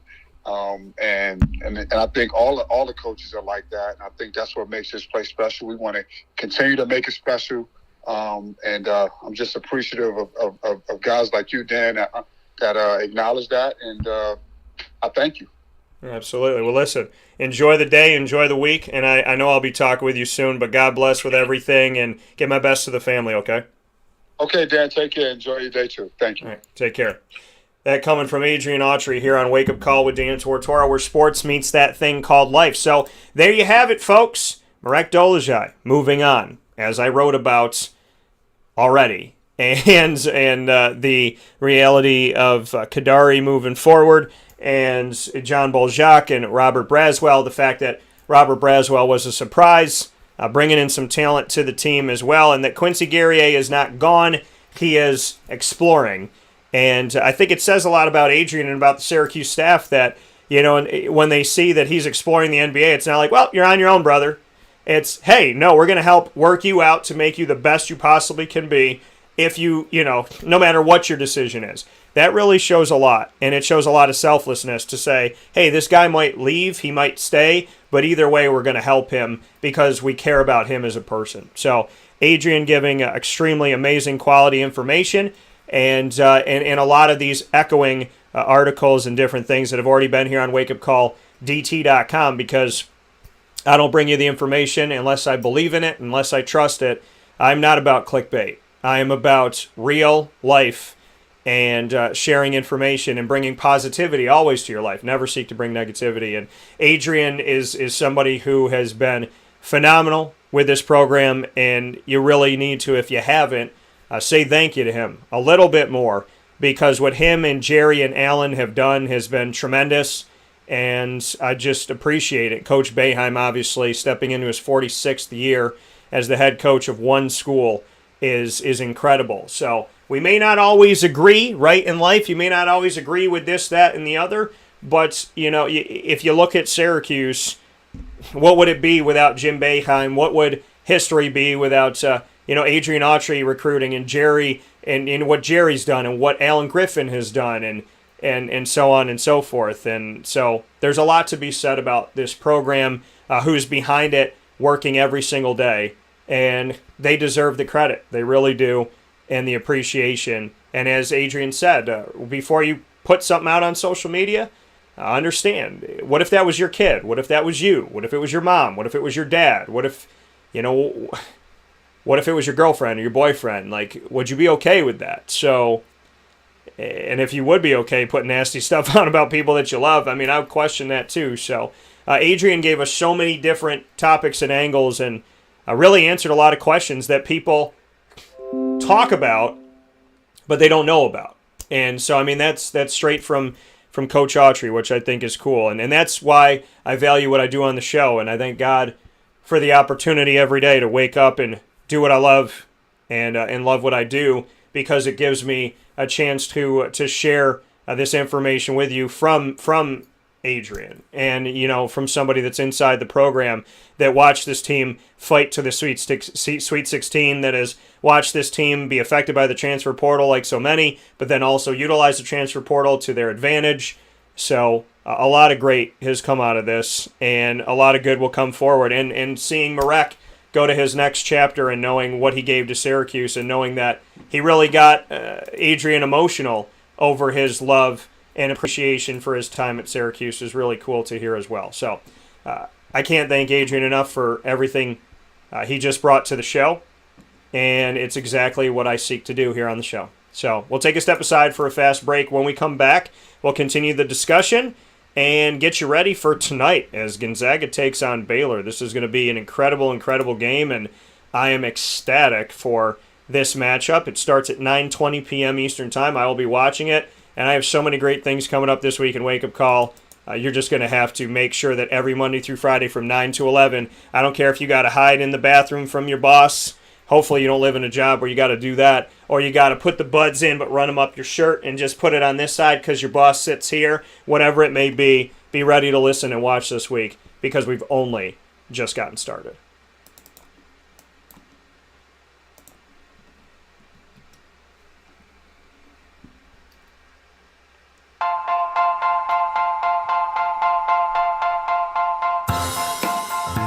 Cafe Cabal Mobile Cafe brings the cafe experience to you. We'll roll out to your neighborhood or office, ready to serve our locally crafted espresso bar to our loyal patrons. Inquire at cafecabal.com. Cafe Cabal, coffee for the soul.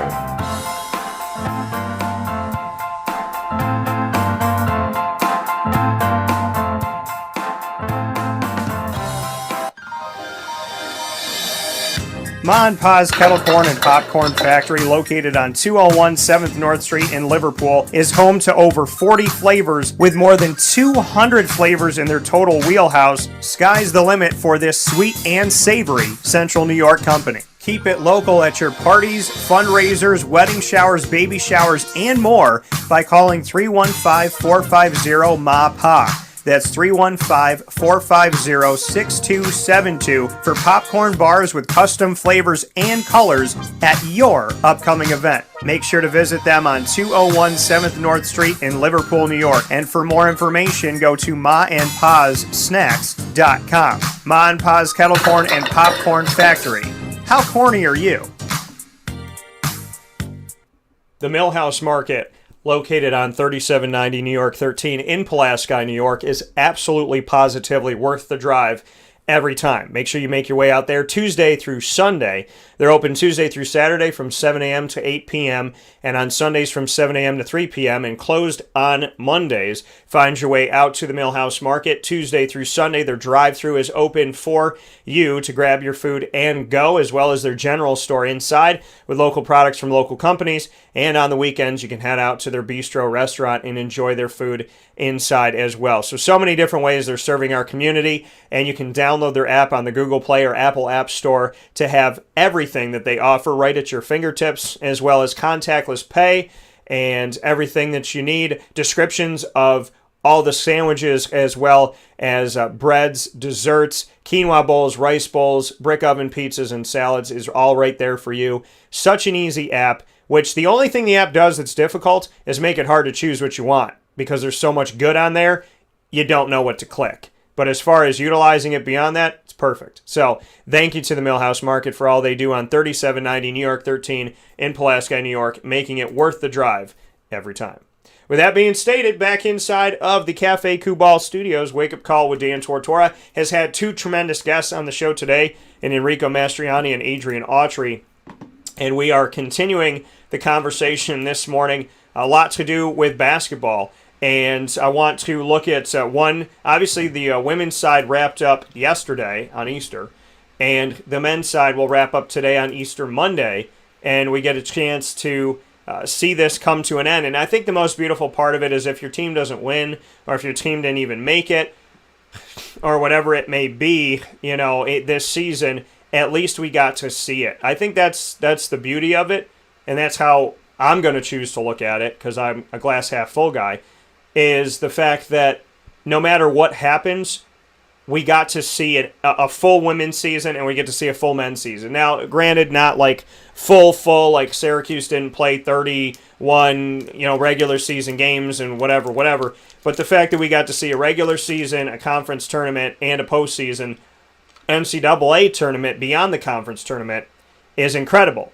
To have a beginning, a middle, and an end to this season just shows the support, the hard work, the dedication, and determination from people whose names you'll never know, but people that I want to say thank you to very much, and I appreciate you very much. So God bless to you, and thank you for everyone who worked as hard as they did to be where they are. The women's game, incredible. Listen, McDonald is just, she was fantastic. 22 points. She was the only player on Arizona of their starting 5 to score in double figures. She scored 22. The rest of the starters combined didn't even come close. They scored 11. They scored half of what she had. Not to knock them by any stretch of the imagination, but more so to state the fact that McDonald tried to take over as best she could in this game. Played 38 minutes, had 22 points. I had 2 turnovers, 2 steals, 2 assists, 3 rebounds in the matchup. And then off the bench, we saw Pellington with 15 points and 5 for 6 from the charity stripe, 5 for 12 from the field, 7 rebounds, including 6 defensively, 3 steals, and a turnover in the game. Really, it ran through them offensively. It was Pellington and McDonald, and just a little bit more was all they needed. They lose by 1 point on their run. They defeat UConn, the mighty UConn, in the Final Four. As the number 3 seed, Arizona moves forward to play the number 1 seeded Stanford Cardinal, and Stanford just edged them slightly by 1 point, 54-53. If you think that,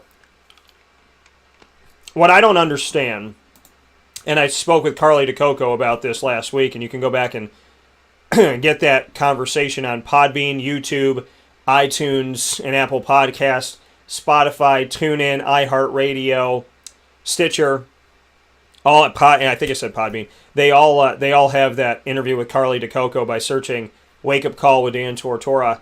You can find it there, and you should listen to it. But, people that say they love basketball but not women's basketball is insane to me. Like, if you love sports, then you love sports. You know what I mean? And I don't get, like, if I had a son, I put it to you like this. If I had a son or a daughter and either one of them played basketball, I'd be like, oh, that's daddy's sport. You know what I mean? Like, that would just, like, warm my heart that they'd want to play a sport that I love so much. I don't care if it's a boy or a girl. Like, if they're playing basketball, it's really cool. And if they want to do ballet or they want to do football or whatever, that's cool too. And I don't know. I just don't live in a world of inequality from my mindset in my heart. I don't believe in inequality. So my point that I'm getting at is anybody that watches the women's game and, oh, it's not fun, it's not good. Well, UConn didn't make it to the end, number 1. Number 2, these games were decided by a couple points.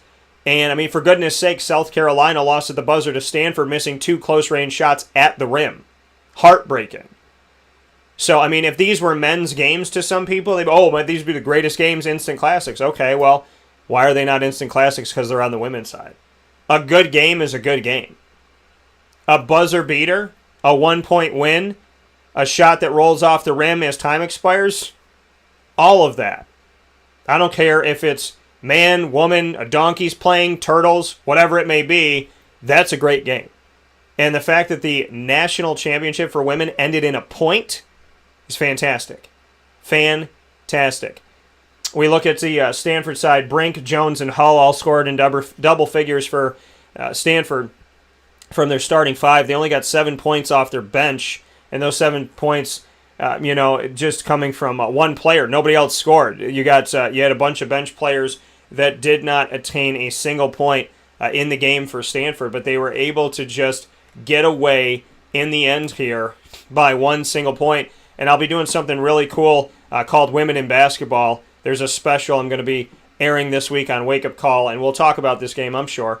And we'll talk about so many different things. And so I don't want to give away too much, but it's going to be a lot of fun, and I'm really looking forward to bringing it to you. But, I mean, we look at how the fourth quarter started and where everybody was at. Stanford was up by 3, 43-40, and they stayed up in this until it got really, really close. It got 51-50 when McDonald hit a three-pointer with 3:37 left to go in the game, putting Arizona down by 1 single point, but they just couldn't jump over it. They kept getting right there, but they couldn't jump over it. Arizona never led in the fourth quarter, but they were right there to try and push it. Down by 3, down by 5, down by 9, and then bringing it back to down by 5 again. And on multiple occasions, get down by 4, get down by 1, and there was just always an answer by Stanford. Stanford was able, when Stanford was up 51-50 after McDonald hit the three for Arizona, Stanford comes back with Haley Jones, and she makes a jump shot. They go up by 3, and she makes her free throw on that old-fashioned three-point play. They go up by 4, and after that, McDonald makes 3 of 4 free throws. If McDonald makes the other one, we go into overtime. But I don't hold anything against McDonald by any stretch of the imagination by saying that, because she has been incredible. And if you watched even one game with her, you can see, I mean, she's talented. She took over that UConn game and kept UConn at bay. So as much as Arizona tried to answer, Stanford had just a little bit more to say. And they win the championship. And it's heartbreaking because you think both of these teams, like, deserve it. And that's how I felt with Gonzaga and UCLA. I'm like, both of these teams, like, they have fought. I mean, not that other people haven't fought to get there. Obviously they did. But there's just something to be said of, like, how can you be mad if either team wins? But at the end of the day, somebody has to. And in the case of the women's side, that was Stanford. But Arizona has nothing to hang their hats on. And now we have Baylor and Gonzaga in a national championship. And even though Baylor plays in the quote-unquote Power 5 in the Big 12, Baylor's not a team that people normally think about. So it's almost like they could be outside of the the Power 5, and nobody would think any differently of it, because when you think of the Big 12, you think of Kansas, you think of Texas. You know, you don't think of Baylor. But Baylor pushed themselves last season and very well could have been in this spot. And very well could have been a number 1 seed in the tournament.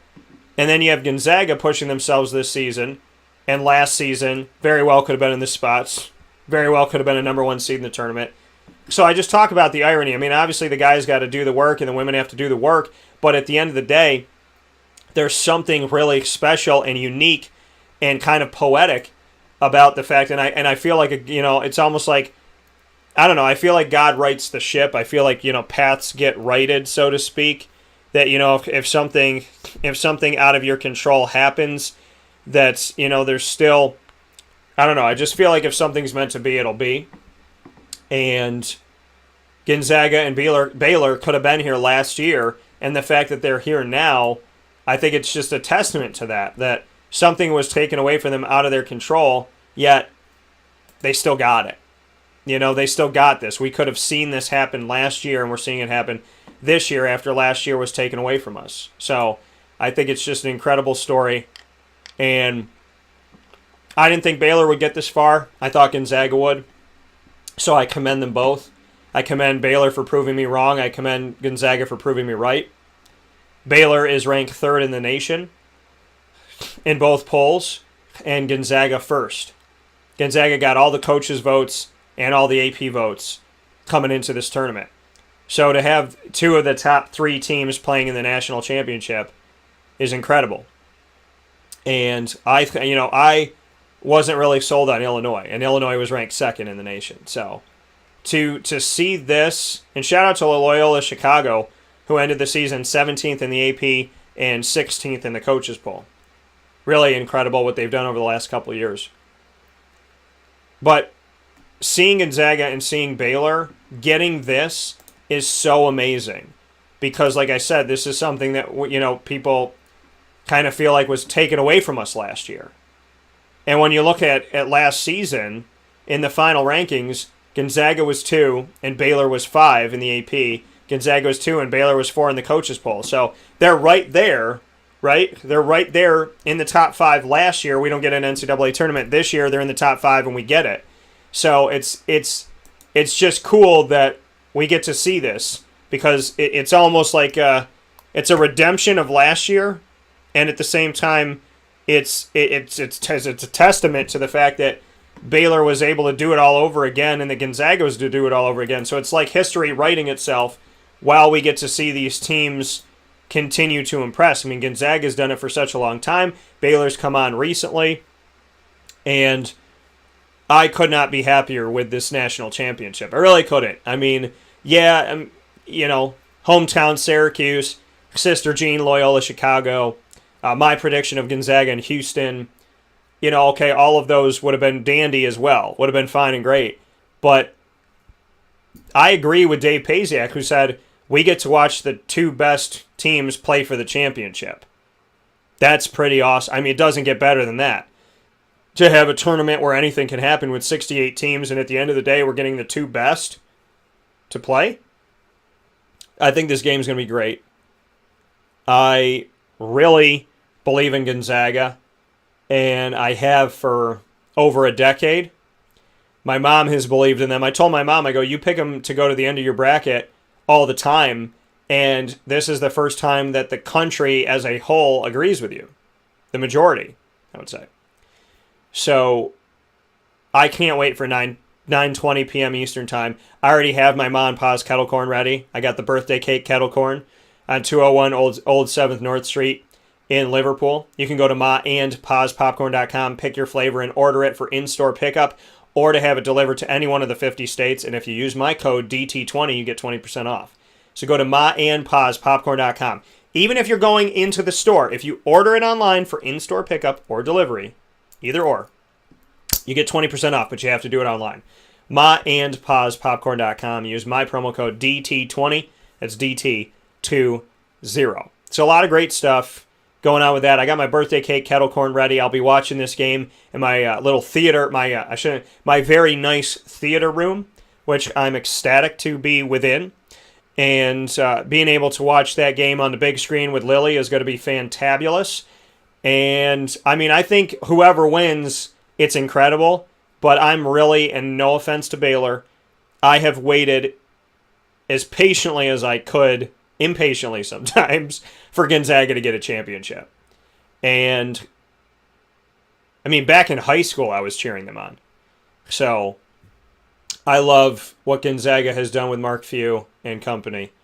And they're just a great program. Buddy Boeheim was recruited to go there. Just a really awesome place. And I'm so ready for this game tonight at 9:20 p.m. Eastern Time. This is like going to a movie premiere I've really wanted to see.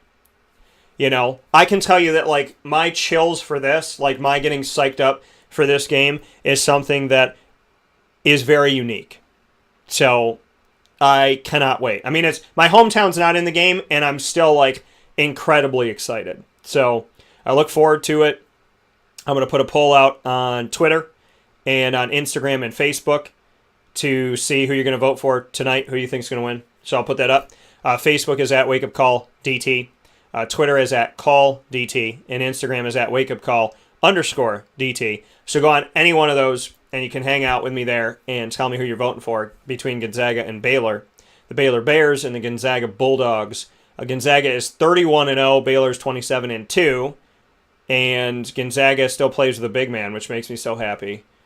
But, I mean, that last second shot, I have to share it. I have to. Like, I have no choice. I have to share it. I shared it on my social media. Those of you that are on my Facebook, you saw it at WakeUpCallDT, Twitter at CallDT, and Instagram at WakeUpCall_DT. You guys have seen it. We've had so many people watch it. It really is incredible, the amount of people that have watched this. But I want to share this with you.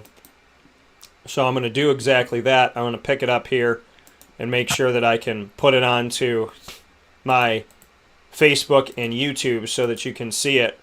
So we're going to do that right now here inside of the Wake Up Call with Dan Tortora Studios, Cafe Kubal Studios here hanging out. So you see the transfer trio up here for a second and them leaving. You can actually go back. I actually wanted to do this. I'm happy this popped up. I want to tell you that if you have not seen my show on the transfer portal trio, make sure that you go to youtube.com/wakeupcalldt and you watch it, because it's a nice show of breaking down kind of what happened, and it was a bonus wake-up call show that I did for everybody. So you can check it out. You can also check it out on Instagram at wakeupcall_DT. It's in our feed, so you can check it out in the feed as well. But I do want to show you this Gonzaga shot. I know a lot of you have seen it. It's an amazing, amazing moment, but I just feel the need to share it, so that's what I'm going to do. As we bring it up here on Facebook. So I want to show you what this looks like here. Let's see if I can expand this out for you. Yeah, I can. Okay. So expand it out so everybody can watch it. But this shot, just incredible. Absolutely incredible. And you see it, like, first and foremost here, getting your own rebound, going around 4 guys in the lane, 2 guys that were right there, and then 3.3 seconds left, and just taking that and heaving it. And I'm telling you, folks, I called the shots.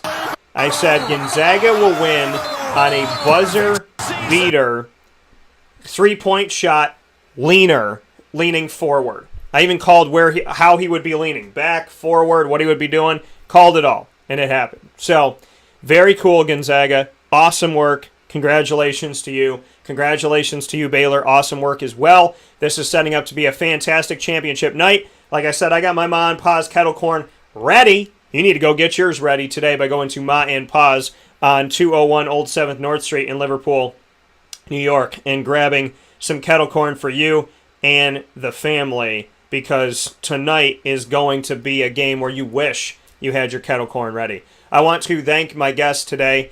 Big thanks to Enrico Mastroianni as well as Adrian Autry.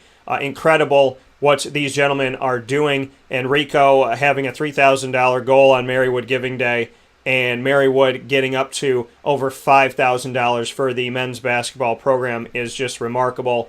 And that's because you and the community all over the world are amazing. Thank you for donating. Thank you to everybody that was a part of that show with me, all the alumni. Thank you to Carrie Brown of Marywood Women's Lacrosse, as well as Jen Carlton of Marywood Women's Basketball. I'm happy that Marywood was able to raise so much money, to raise it within their programs, to pass every single one of those programs that we had on the special surpassed their goal. So thank you to them for that. And thank you to Adrian Autry for answering so many questions that are on our minds, that people are prognosticating about, speaking about without maybe knowledge or whatever it may be. Adrian bringing us the actual stories and telling us what's going on with Syracuse men's basketball. So thank you to Adrian for that. I can't thank you enough. And thank you for what you did bringing Marek here. Can't believe it's been 4 years. And for what you've done to bring everybody else here that you have. So a lot of great stuff coming from Enrico and Adrian, and a lot of great stuff coming from the Cafe Kubal studios all week long. That's why you need to be watching and listening. Missing a show could be missing so very much. It's missing a laugh. It's missing something inspirational. It's missing positivity. It's missing great stories and great people. So don't miss a moment. Set your dials. Monday through Friday, 9 a.m. to 11 a.m. Eastern Time, live on Facebook.com/LiveNowDT. On YouTube.com/WakeUpCallDT. On Facebook, or pardon me, I said Facebook. On MixLR.com, echoing myself in the studio. MixLR.com/WakeUpCallDT. And on WakeUpCallDT.com. Once the shows go live, they go to the archive, and you'll be able to pick up so many of our broadcasts on Stitcher, TuneIn, Spotify, MixLR, Podbean, iHeartRadio, Apple Podcasts, iTunes Podcasts, and, of course, YouTube, as I had mentioned before, by searching Wake Up Call with Dan Tortora. And the Central and Upstate New York community thanks Cafe Kubal, Carvel DeWitt, the Wildcat Sports Pub, Chick-fil-A Cicero, K9 Camp Dog Daycare, Avicoli's, Honda City of Liverpool, Pizza Man, the Millhouse Market, K9 Campground Dog Boarding, and Ma and Pa's Kettle Corn and Popcorn Factory for all they do in our community to give back. Many thanks and much appreciation. Also thanks to our beverage eye of choice, Coca-Cola, Monster, and Reign, as well as Body Armor. I hope you all have a fantastic day today, and watch that championship tonight. If you missed the women's one, go back and watch that one. If you watched it, go watch it again. So many great things coming up this week, folks. I'm making history on Wake Up Call. There are multiple history-making moments that are coming up this week on Wake Up Call, and if you want to know what they're going to be, you're going to have to follow us and like us on social media. Facebook at Wake Up Call DT, Twitter at Call DT, and Instagram at wakeupcall_DT. For now, this has been Wake Up Call with Dan Tortora.